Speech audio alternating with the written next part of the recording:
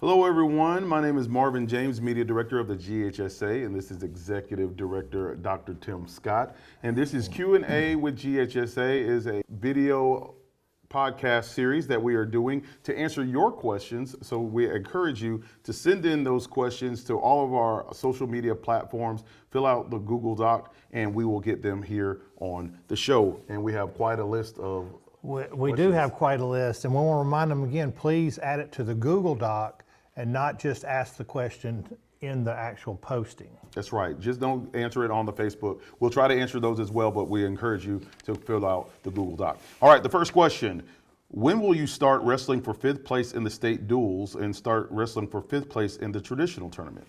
Hey, well, Marvin, that's a great question. And we actually started last year. It was our first year in quite a while that we wrestled for 5th and 6th place, and we're going to continue that. So we're excited to continue that, and we'll be wrestling for places 1 through 6 from now on. Good deal. Now, when will Georgia ever get in alignment with all other states and move softball to the spring? Well, that's a tough one. We also offer more sports than many of the states across the country do. So we try to balance those sports. And in the spring, I think we have about 5 or 6 different female sports. In the fall, we don't have that many. Currently, we still have slow pitch softball that plays in the spring, and of course we do fast pitch in the fall, but we really look at that and try to balance that so we can make sure that we don't overload male or female in any one time. Okay. Well, here's a personnel question, but this is a question I was asked about McEachern High School football players being suspended a few games and not suspended the entire year for following the coach. What do you have to say about that? Well, certainly I know our people that follow the GHSA want to know as much information as possible, but we do not discuss violations, school violations or student violations with the public. However, once we've investigated and we come to a conclusion, we certainly post those findings and sometimes report those findings as well. All right. With the PSR, and that's the postseason rankings on the horizon, what would softball brackets look like this year compared to next year's new rules if implemented this year?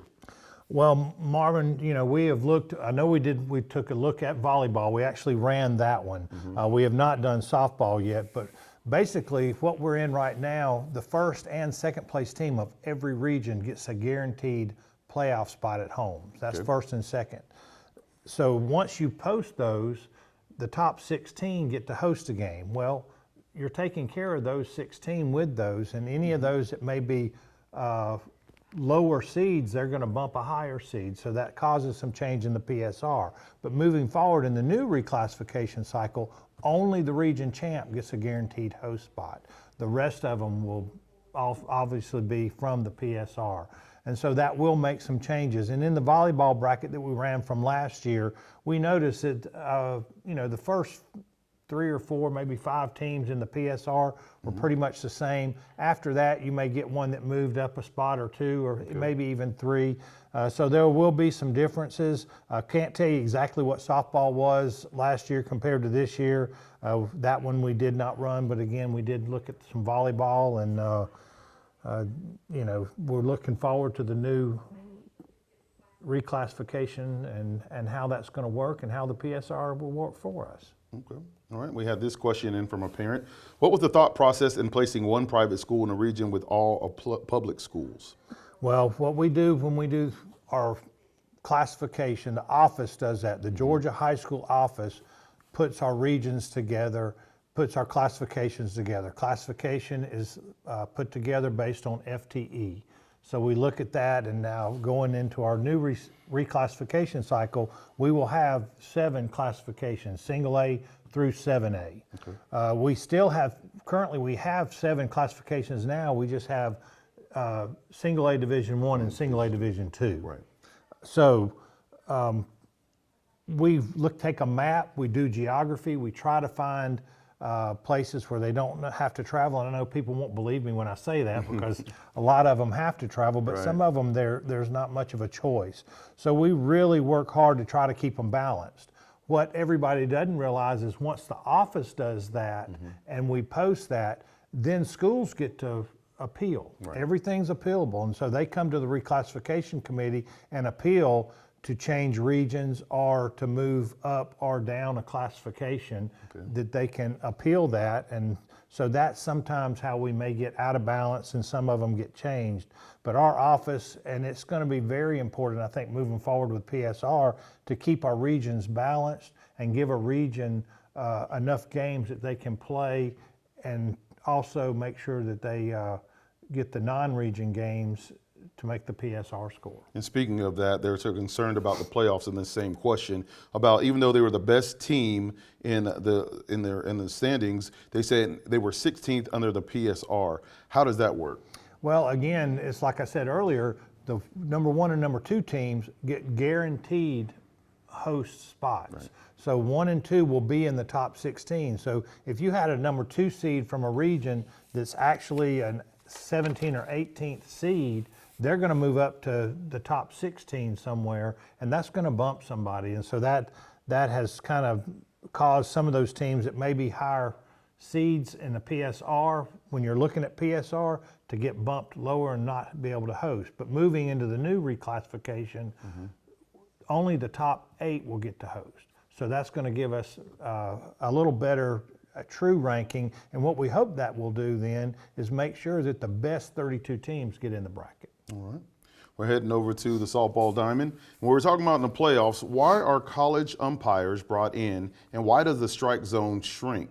Now, this is not something that is unusual to have college umpires or officials that actually do both levels. No, absolutely. In our state, we're super excited about the opportunity that we have to have our officials officiate not only softball in high school, but also in college, and not just there, basketball, baseball. We have a lot of officials that coach both. But that's an advantage. The question earlier about moving softball to the spring. One of the advantages to having it in the fall is a lot of those guys that call college ball in the spring can call high school ball in the fall. So that actually happens, and that gets us more college officials that are able to call our fall sports.